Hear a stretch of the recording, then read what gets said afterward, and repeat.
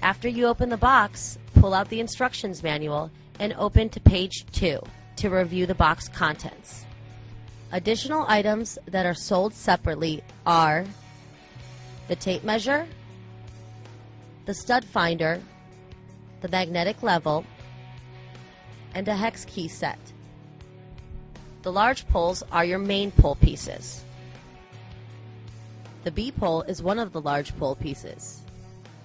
The A pole is heavier and has the height adjuster screwed into the bottom. Your 250 millimeter extension is the larger extension. The 125 millimeter extension is the smaller one that comes attached to your 180 millimeter X joint. There are two 200 millimeter X joints which you will use to connect your two main pole pieces and the 250 millimeter extension if needed. The base plate and ceiling plate come in the two compartments.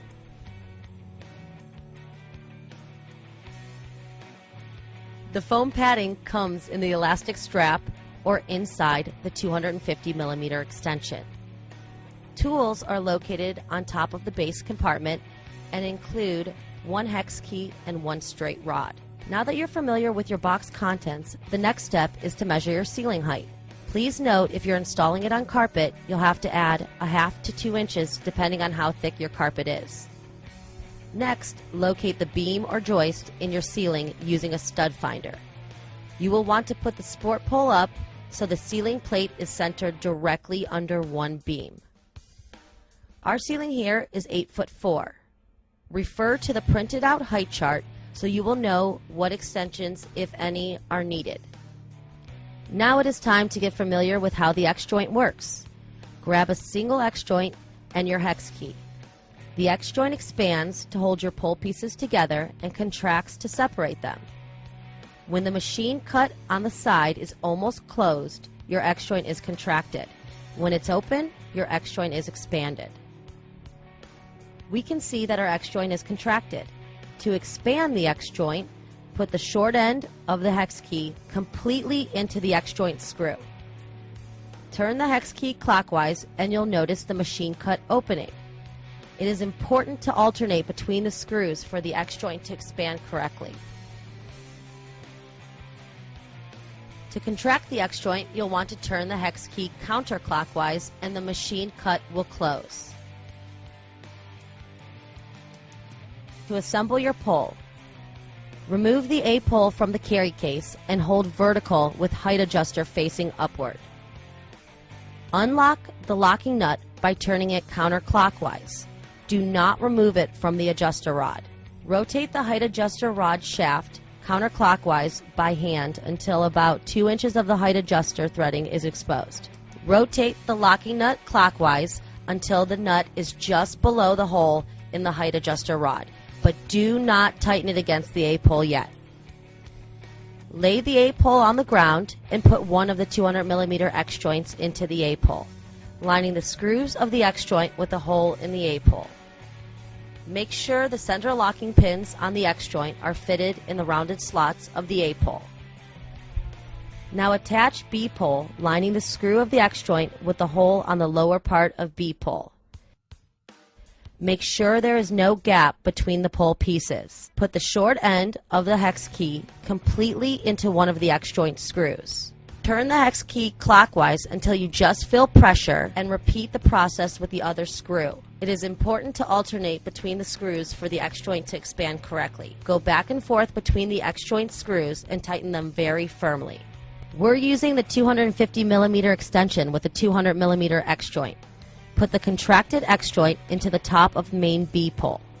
Then put the 250 millimeter extension, aligning the whole of the extension with the X joint screw. Make sure there is no gap between the pole pieces.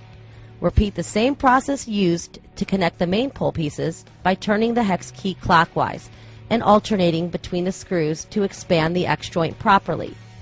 You may need to push the two pole pieces together as you tighten the screws.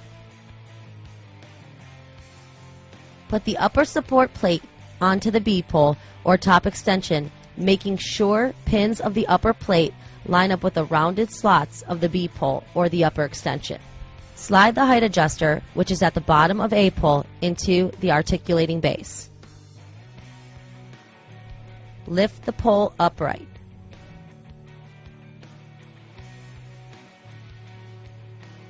Insert the straight rod into the height adjuster hole and hold the rod so it does not turn. Rotate the pole counterclockwise to expand the pole.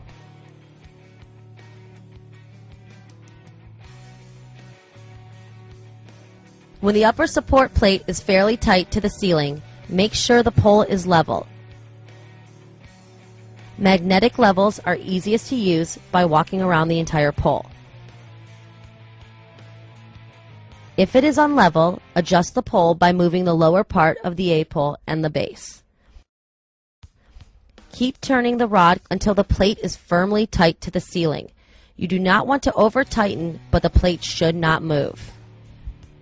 Do final check of pole stability by shaking back and forth and making sure upper support plate doesn't move. Turn locking nut counterclockwise by hand so the nut rises up the adjuster rod.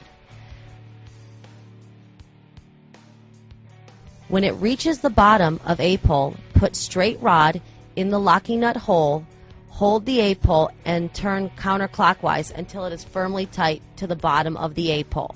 Keeping the locking nut tight to the bottom of the A-pole is the most important step to make sure your pole is stable.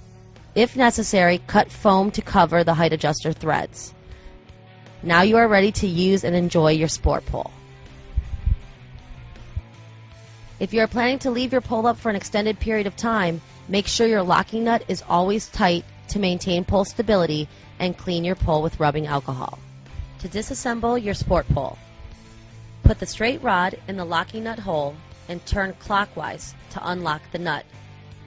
Use your hand to unscrew the nut to just below the adjuster hole.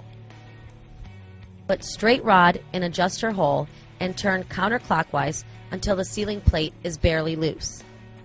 Then hold the rod with your foot and turn entire pole clockwise to lower the ceiling plate from the ceiling.